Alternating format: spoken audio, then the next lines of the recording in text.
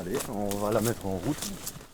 L'irrigation est incontournable sur cette exploitation presque uniquement dédiée au maïs. En Dordogne, peu d'agriculteurs pratiquent la monoculture et No Reinersman est l'un d'eux.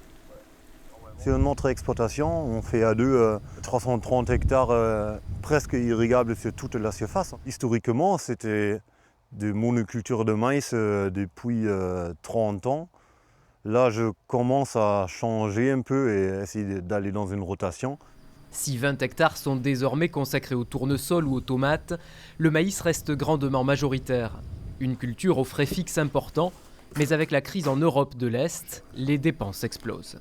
Tout augmente. Là, on a un très bon exemple du riz que j'ai acheté à 800 € la tonne. Si on regarde des factures de l'année d'avant, on était plutôt à 260 €. Ça a plus que triplé.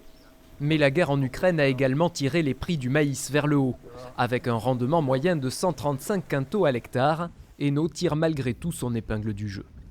Avant 2 ans, on était au-dessous de 150 €. Là, on a dépassé largement les 300 €. Alors, on se retrouve dans une situation qui est confortable pour l'instant. Mais jusqu'à quand?